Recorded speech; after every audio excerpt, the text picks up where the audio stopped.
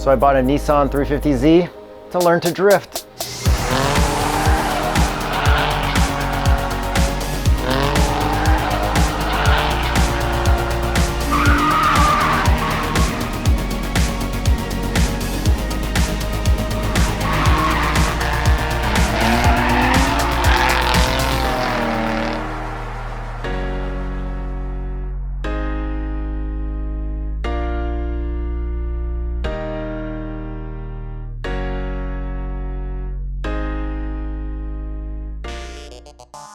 So why a 350Z? Well, I couldn't afford another 240SX like I used to have. Tommy Lemaire has a bunch of 350Zs at his drifting school. The guy Shredder from Hyperdrive also had one. A bunch of people on Hyperdrive had them. And then of course, Fast and Furious Tokyo Drift made that car really cool. And when I was a teenager growing up watching that, I'm like, okay, wouldn't mind having one of those one day. And the reason I wanted to get a drift car instead of doing time attack or drag racing or wheel-to-wheel racing is because it's more like snowboarding, where you can kind of go do your cool trick, film it, and then it's all good. You don't need to win, you don't need to be first, you just need to have fun. And I feel like that's drifting. And lastly, I just wanted a drift car that was used a lot as a drift car. I didn't want to break the mold and do like a prowler drift build, because I don't really like to build stuff. I want something that's pretty reliable for low power drifting. And I kind of like the sound of the VQ.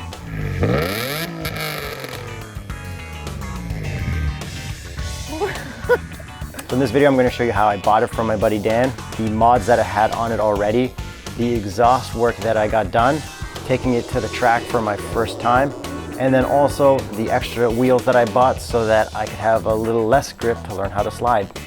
So first thing I did was ask my buddy Dan, who's a drifter, follow him at Dan Skids, if he had any drift cars for sale or knew of any. He works at Grassroots Performance, which is a drift shop, and then they also do Nakama Imports, which brings in cars from Japan. He had this hanging around that he owned. It has a few things that would make it nice for drifting. So he sold that to me. I paid about 13K Canadian for it. And then I had him install this hydraulic handbrake. Look at that clean install. And some high flow cats, because I didn't want to be running around with no cats. The mods that this car had are coilovers that are pretty worn out. It had these cool wheels, but they're a little too wide for drifting on stock power. It had a very loud muffler.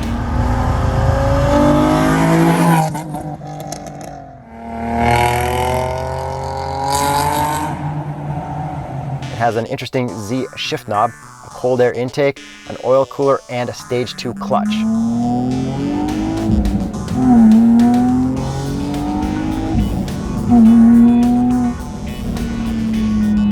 That sounds good.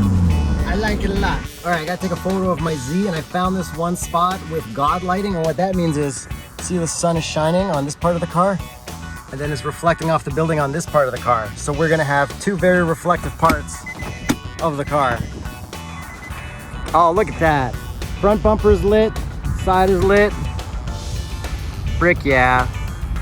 So first thing I had to do after driving it around for a few days was go to Hot Rod Scott. How's it going? Corey! What up, boy? Wait, you're not Scott?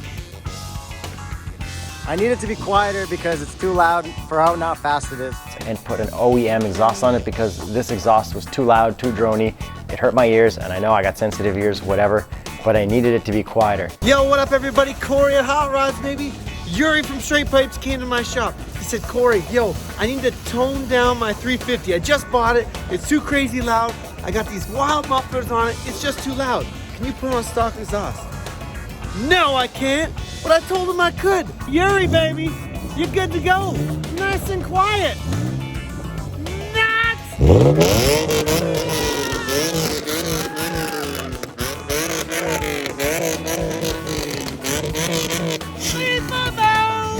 Keep your neighbors happy, baby!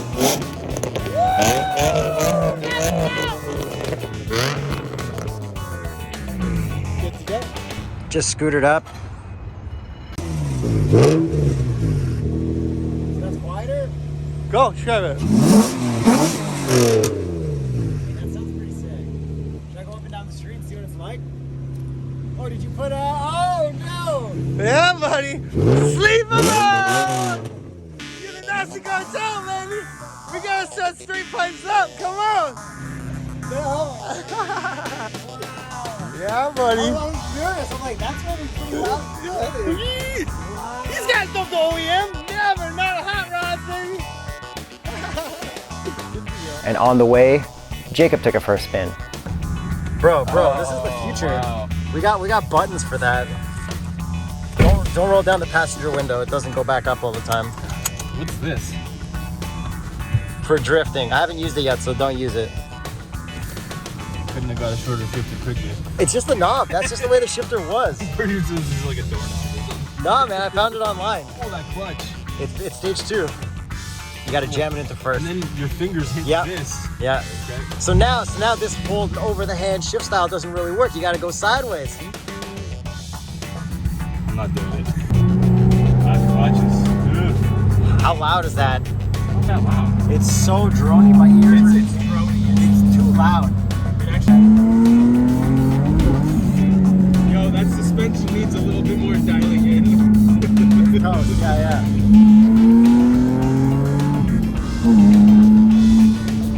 It's got no power, but like it sounds. It's all at the very end, the very high end. It's fun to rev out now. It is fun to rev. It's good. It's gonna be an awesome drift car. So the next week, I took it to the track at TMP Cayuga. Dove from NV Auto came out to help show me a few things because he's got a drift team. He's got Riley driving his car, and Riley took me for a spin once in his drift car, and it was pretty much the craziest thing ever. So I kind of knew I had to get one of these at that point. He said my wheels were a little too wide at 265, so I should be on 235s or 225s to start off. But anyways, we started with doing some donuts and trying to figure out how to do them both ways. I tried to use all my skills from the previous Porsche and Mercedes ice driving events to look where I wanted to go and do some good donuts. Then I did some figure eights, which was also pretty tricky because of my power to grip ratio, I guess. Also, I'm new to this, so I do kind of suck.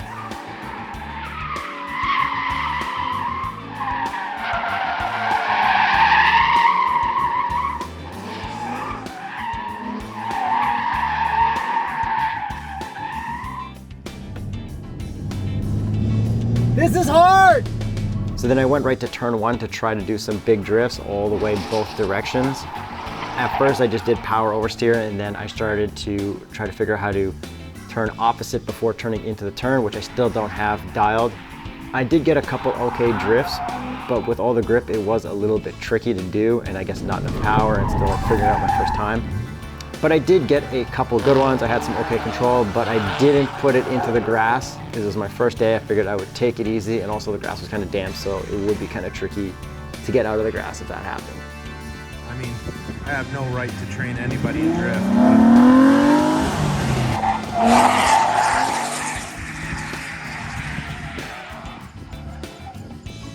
that's what you needed. Now you know why you need steering angle mods. And then to end off the day, I wanted to get a nice slide over Continental Corner at TMP Cayuga. So I did hit up the drift course, which is the normal track in reverse. And it turned out kind of okay. It was kind of weird flicking it in towards the wall and coming out. I definitely wasn't doing it all the right way, but I did get a couple cool shots of me sliding over Continental Corner.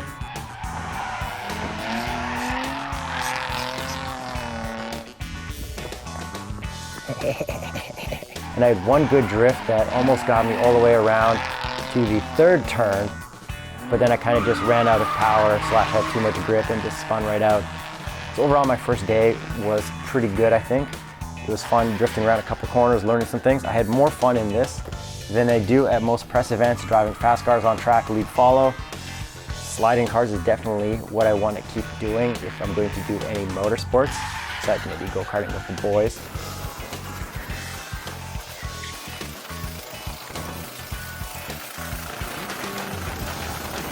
So then over the next week, I did manage to find some stock 350Z wheels. So now I can put some 225s or 235s on here to actually learn.